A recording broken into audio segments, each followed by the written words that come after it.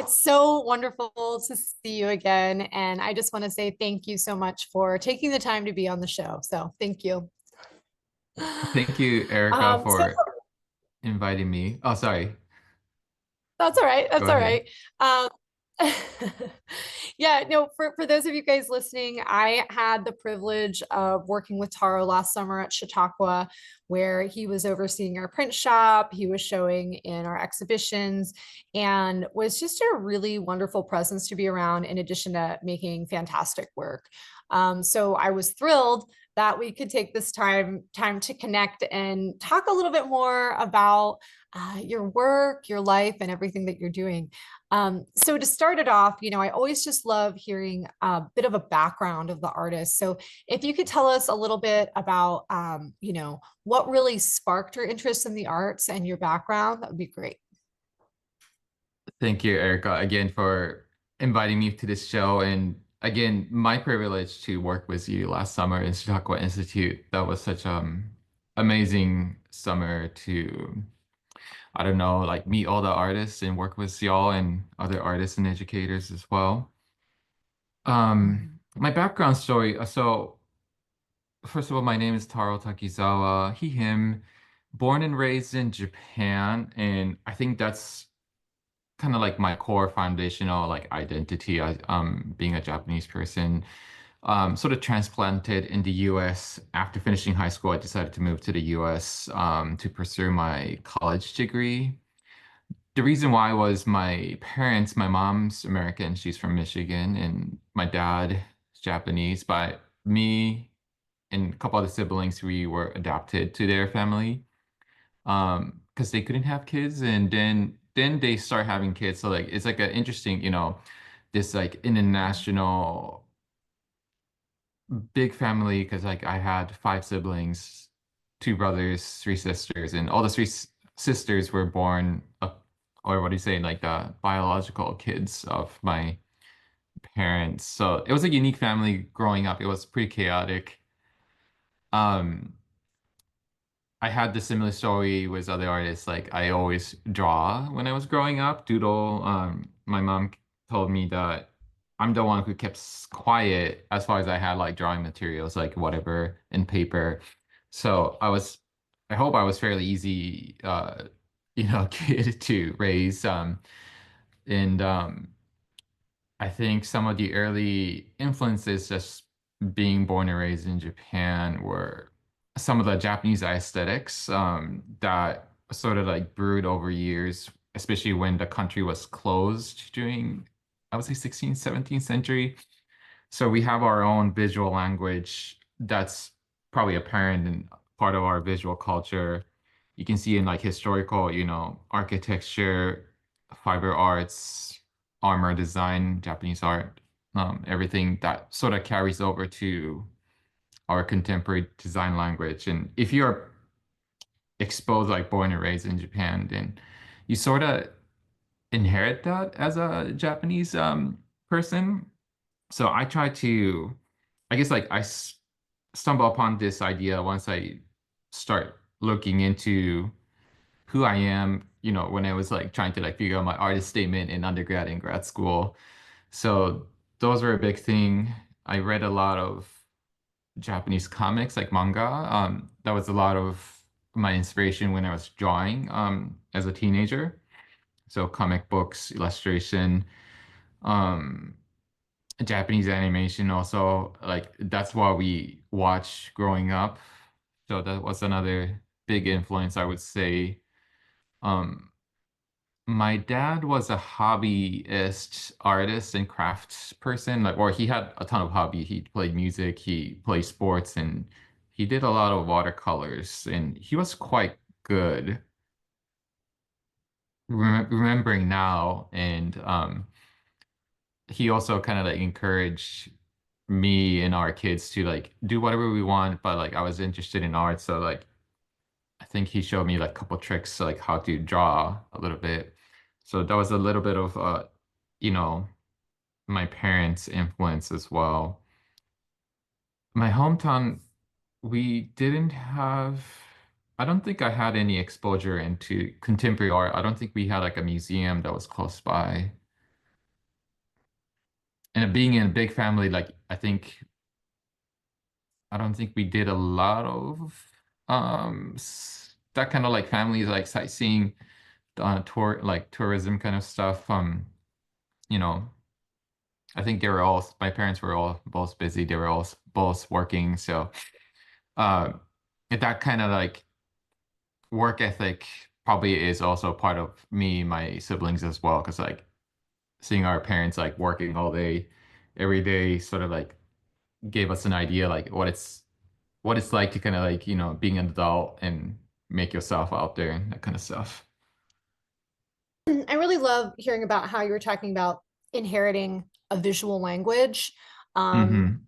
in addition to inheriting a work ethic, in terms of making and getting things done. And I would love to hear about the transition then into you have this background of also like looking at manga, illustration, all of these things, and then you head to art school or you go into school. Can you tell me a little bit about that?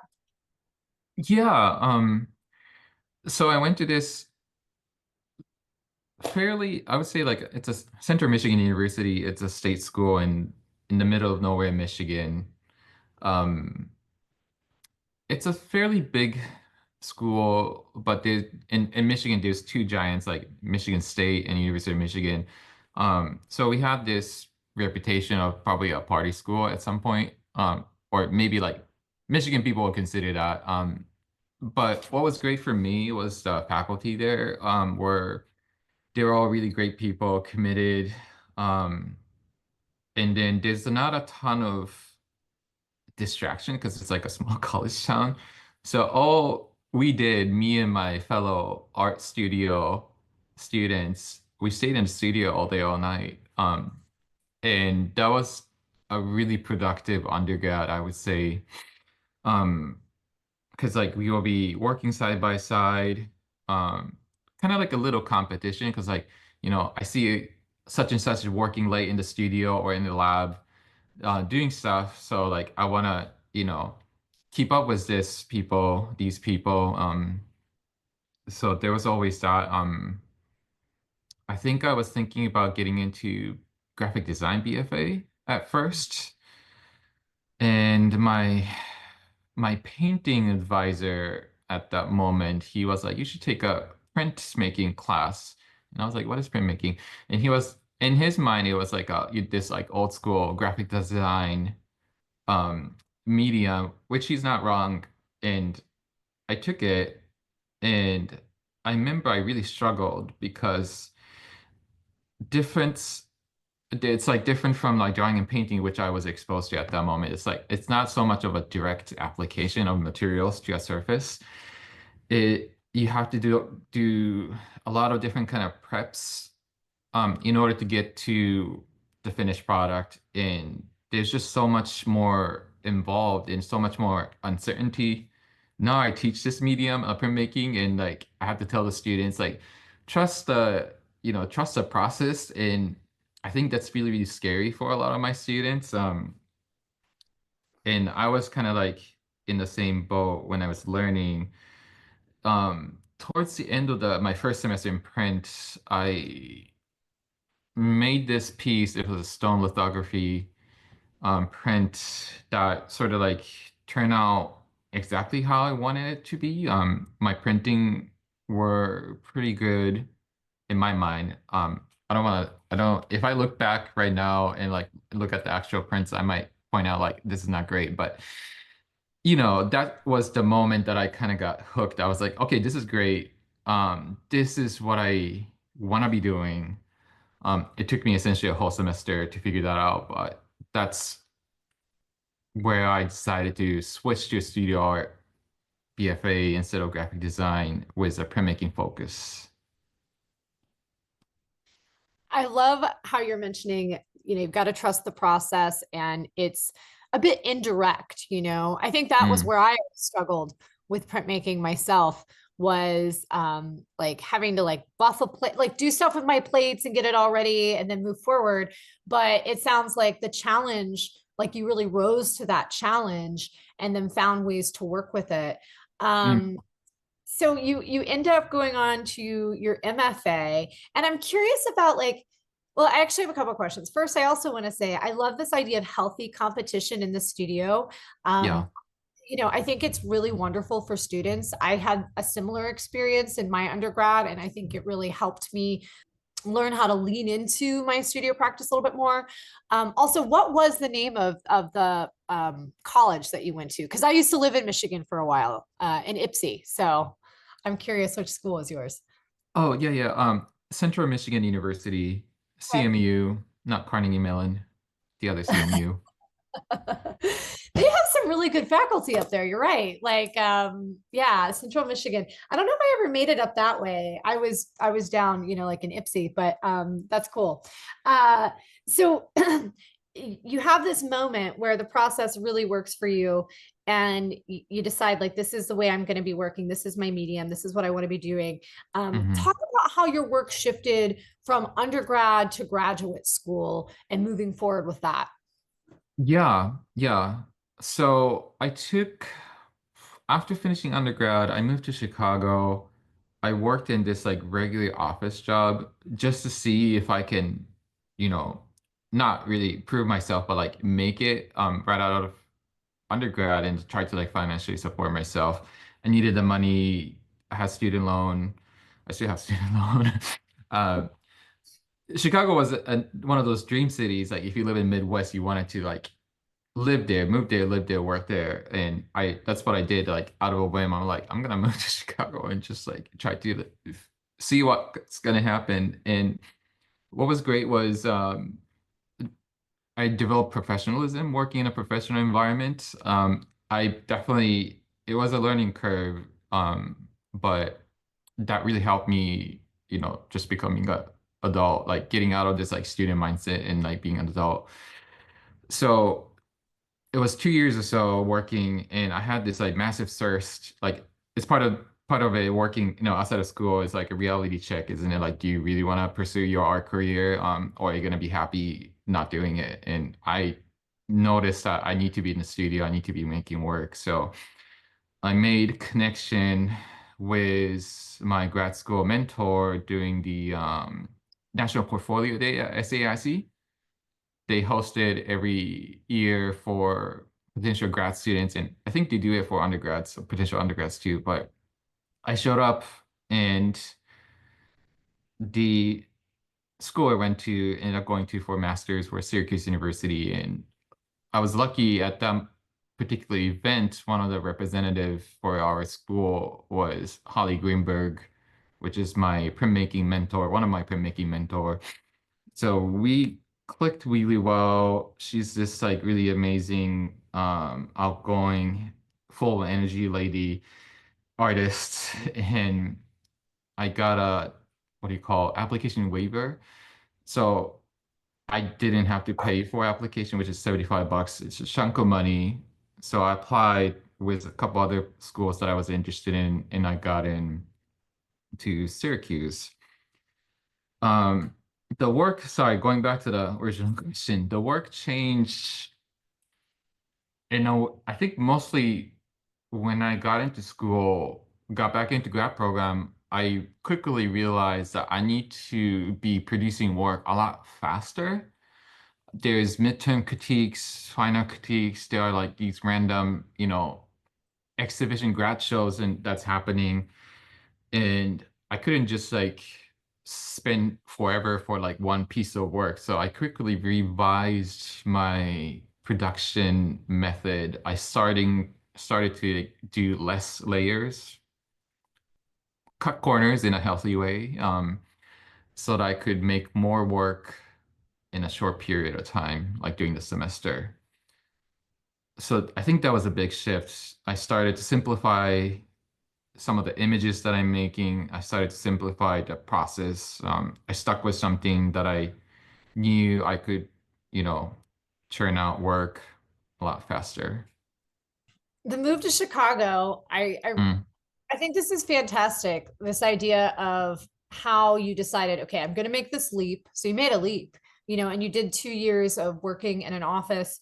Um, Because I think it's true what you're saying, that there is a professionalism that occurs when you have to work in an office setting in terms of just like email etiquette, Yeah. understanding how to work with other departments. That's really powerful. During that time, were you still making anything like in the evenings or just like little things, but it wasn't a full, of course, blown studio practice? Yeah, I tried to, so at that moment, there was a professional print studio, which also had a community aspect. It's called Anchor Graphics, which was housed in Columbia, downtown Columbia, and then Columbia College. And I remember that location because there was a conference in Chicago a little while back, and I visited their facility. And so I just paid for the membership and I made a little bit of prints there. They now relocated to Milwaukee, I heard. David Jones is the founder who's been running the studio. And then I also took ceramic classes at Little Street Art Center. Little Street Art Center, I think. Because I was also interested in, you've seen me doing ceramics. That's where I continued doing ceramic practice. But I would say those are more for fun, just like keeping myself in a art community, just like making work that's not necessarily part of my portfolio, but I do it for purely out of enjoyment, and I think that's also important.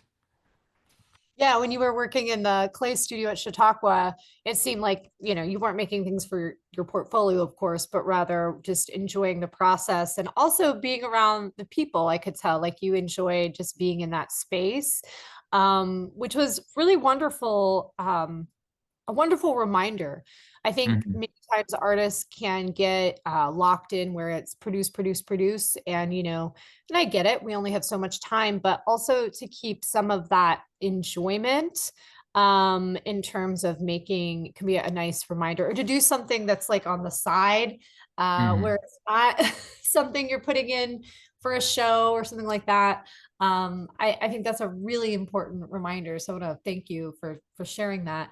Um, so I want to go to now. So you end up going to Syracuse, and I love that you went to National Portfolio Day. I used to rep for University of Michigan, so I went to all those portfolio days and talked to students. And actually, that was really good learning for me. Mhm. But they're really valuable spaces for connecting with people, which is something else that you do so well, Taro. Is just community seems to be something really important to you. And as you're telling your story, it keeps popping up as a way that you're able to serve others and it serves you as well, being in those community and relationships. So today, now you have this great position. And can you tell us a little bit about your teaching right now and a bit about your teaching and also about your studio practice and how those kind of go together right now? Thank you. Yes. So I interviewed and got offered and accepted this current position at UNC Wilmington, University of North Carolina, Wilmington last summer. So I started last fall. So I'm finishing up my first year. I just turned in my annual review paperwork to get reviewed. I guess like I'll have a talk with my chair. I don't know how this process works. Um, Teaching load. Um, I got a what do you call course release last semester, so it's supposed to be 3-3, but like I did 2-3 this year. But we're also as a whole college, we're moving on to 2-3 load. So I think I might not have to teach 3-3 in the future because next semester it looks like I'm teaching two classes. Um, Teaching has been great. And again, another learning curve and adjusting to a new environment, new work, new studio spaces, new body of, new different kind of like student um, dynamic.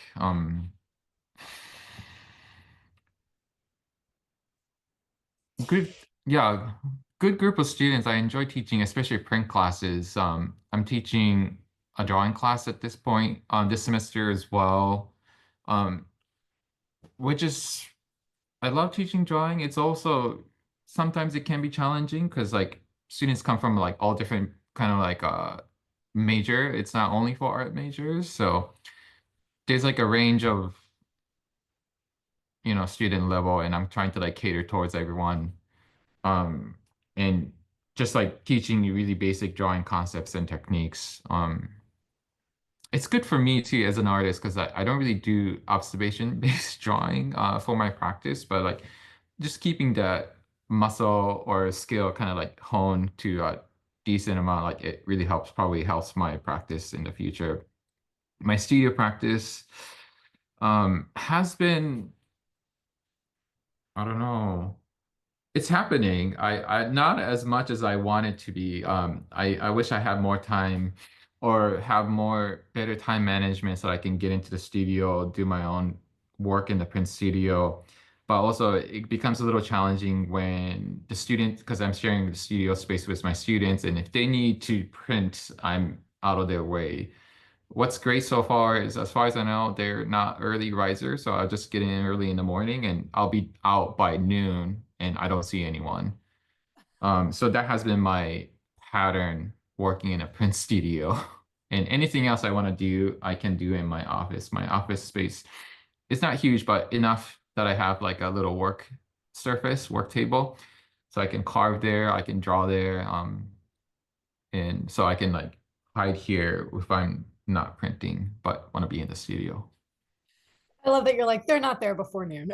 Like, Yeah. oh man, I remember those days. So I would love to hear about like how you start a piece. And additionally with how you're starting a piece, if you work on multiples at once, like as a printmaker, like are you working on different projects or if you just really hone in on one project? Yeah, great question. How do I start a piece? I think I usually, and it depends on where I am and everything.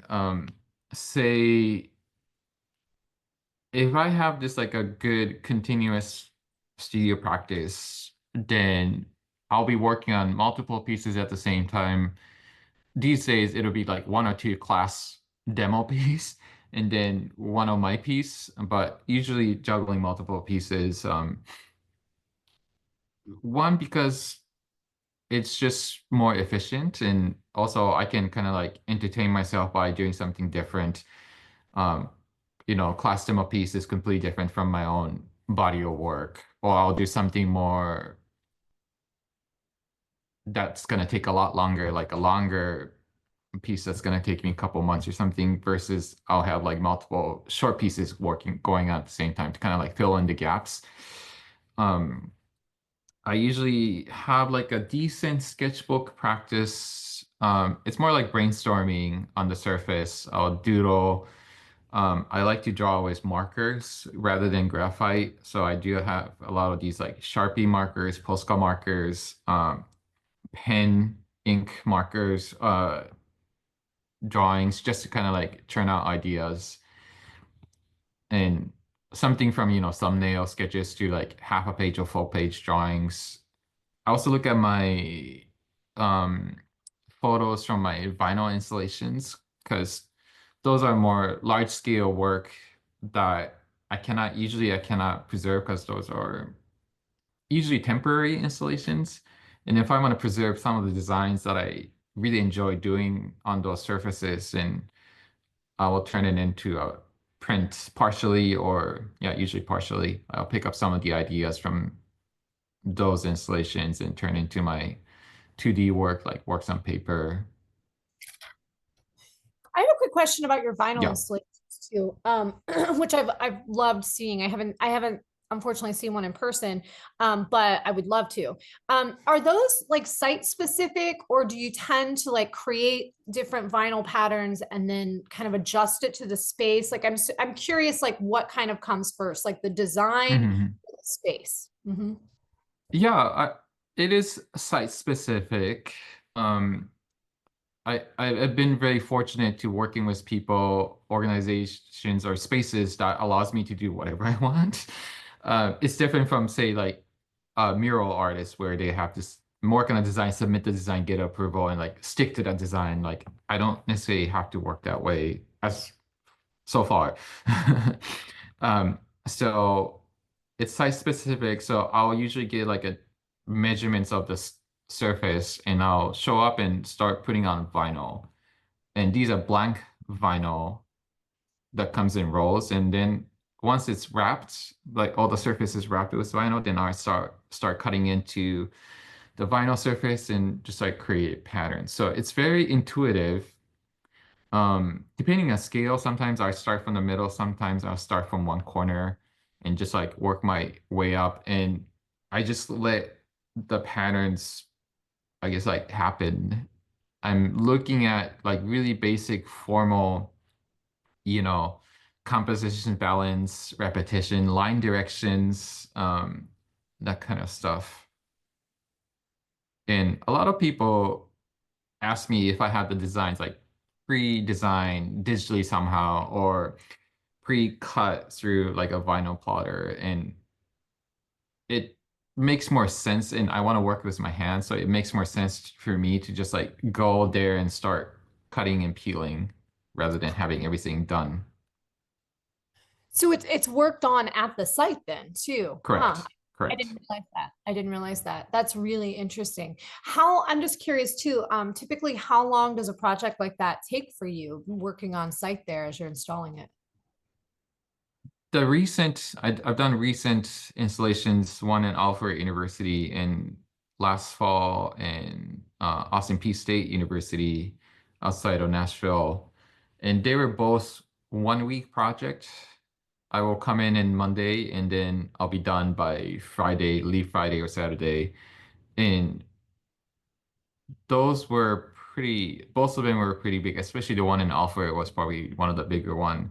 And it depends on the height, if it's on the ground level or if it's like elevated, like second floor, that I need to use a lift or something, that'll take more time. If I'm exposed to element, like if I'm installing outside or if I'm doing it indoor, that can change, and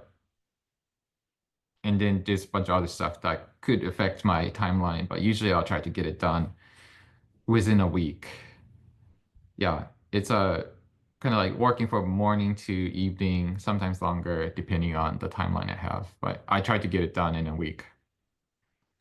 They're gorgeous, you know. I really love seeing the movement in them. And I think what really excites me about them is the slight subtle shifts that happen when you're looking at the line in the larger form that's moving Hmm. through the installation piece. And I think that's really the beautiful part for me is just those little slight, like where you can feel the hand. You know, you were saying that you want to work with your hand. This isn't something you want to be fabricating. And I think that comes through when you look at those slight little, the finger pressure shifts that happen in the work.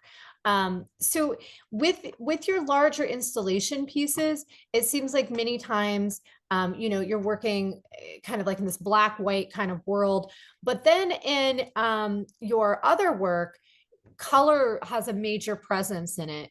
So Yes. I wanted to hear a little bit about your color and your work and ideas that you have driving it, or how you select those palettes.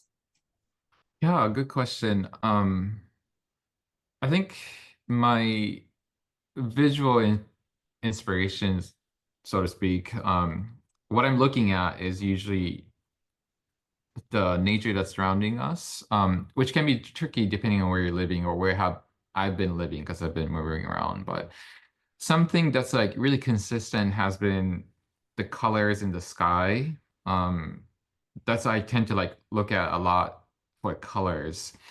Um, but I'm also like very much inspired or influenced by water. Being born and raised in Japan, we're surrounded by the ocean. So that's one of my older memory, just like being by the ocean, growing up. So a lot of the patterns, especially organic ones, are stemming from just like my fascination towards water, the waves and ripples and reflections. So I'm looking at colors that I see in nature. I also look at colors that I guess like other artists use, and then because like it's not hard. It's really hard not to ignore what people are putting up on social media. Um, and I will be like, that's an amazing color palette. And I wonder if I can use that, some of those like combination that I see, and I'll try to like, do a lot of times I'll do this like gradation in print technique, what we call split fountain. You can call it gradation. Some people call it rainbow roll. Um, it's a great technique for us to, throwing multiple colors in one layer, single layer. So because I'm reducing the amount of layers that I'm working on, I tend to work with use blend technique quite a bit. But yeah, nature, light, reflections, those are the colors that I kind of like look at. I love that. Yeah, I always heard it called a rainbow roll, which I love that term. It's just like so fun. I agree. You brought up something interesting too, which is, impacts of social media, and that we're in a world where there's always images around us kind of coming in. And I think we're in many ways lucky that we can see so much work. Whereas years ago, we'd be waiting for like an art form magazine or something Oh to arrive. yeah, totally. Back in the day, we're making the trip to the museum, which is great. Definitely, we should always be doing that. But I wanted to hear a little bit more about social media and your practice. I don't know if you do it as much anymore, but there you do share your process in a teaching way almost on social media. Do you feel that that was or is an arm of your practice, like sharing information that way? Yeah, because I'm a educator, so I love to show my process. Because I get questions all the time, like, how do you do this? What did you use? And print community or art community, it's been great. Everyone's so generous and friendly. We love to share what we use and how we do stuff. And that's my job as well. So I enjoy showing like my process. It's just like, why am I not doing this? I'm just busy. Spring semester is kicking my butt. But yeah, I usually try to show. Yeah, I enjoy showing my process, sharing it with people.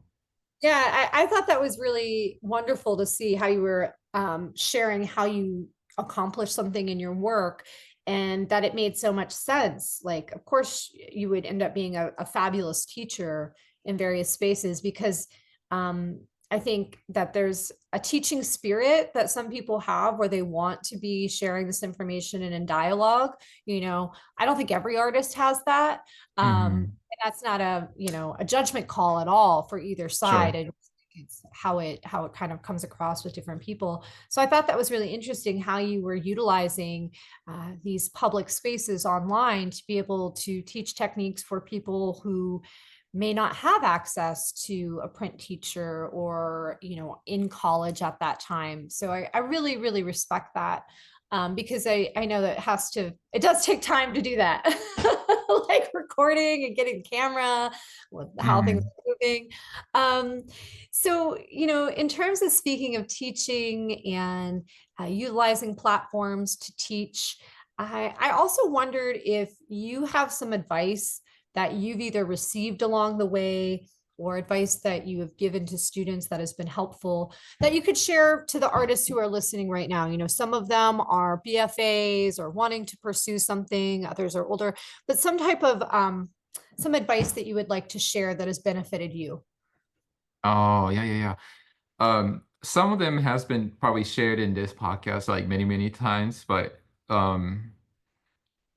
something as simple as like maintaining a connection with your peers in your cohort, your mentors, aka don't burn any bridges unless it's ultimately necessary. Take advantage of your instructors, your teachers.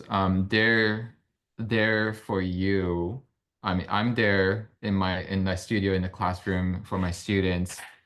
Sometimes this sounds like an excuse, but sometimes I just don't have the capacity to sit down and talk to one student for like 10, 20 minutes because I have like, 15 other students like around the classroom. But we have office hours. I think we're always happy to help and talk about stuff with students. And I think like students need to take advantage of our time because like we're here for them. Um, Bunch of other advices. As an artist, it takes time. I guess like there's no shortcuts, even though I briefly mentioned about shortcuts, there's no shortcuts. Like if you want to achieve something, I guess like take your time, figure out what you actually need. This sounds vague, but and then like stick to your guns, stick to your goal.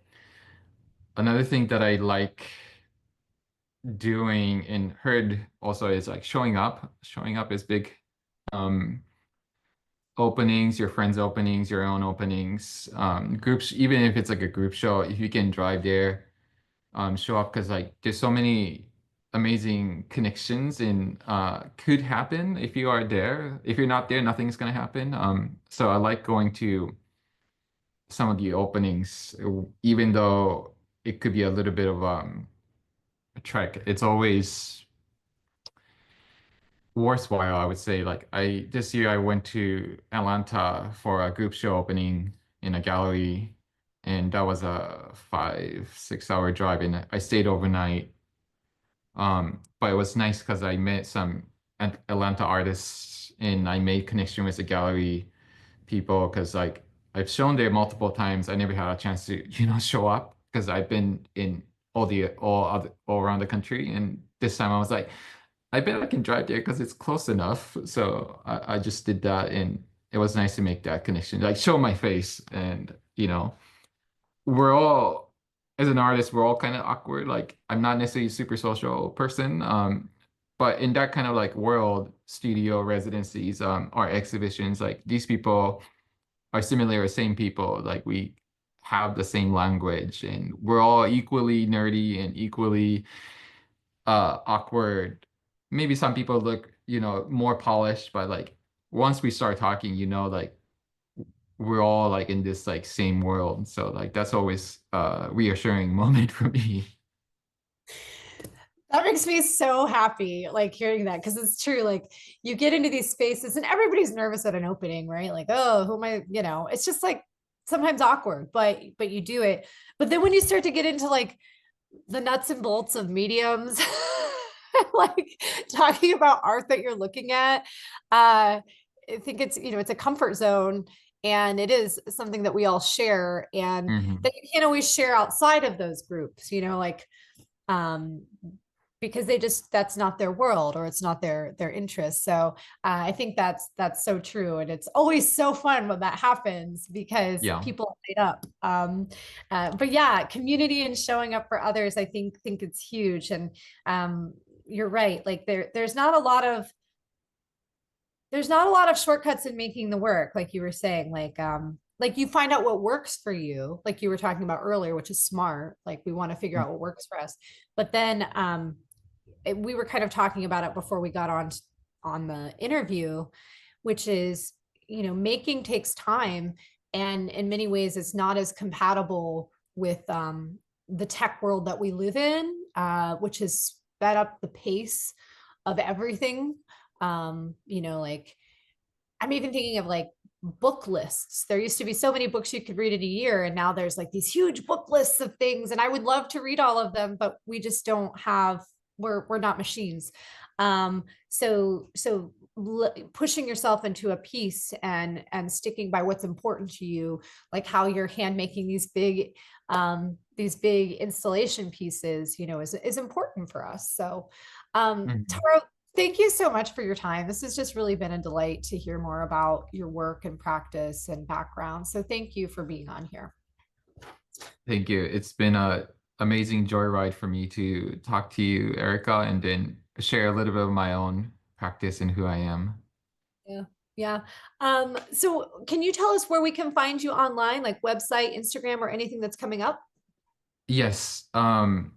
Instagram, Taro Takizawa RT, like so that last word ends as art. that's where I'm probably the most active on social media.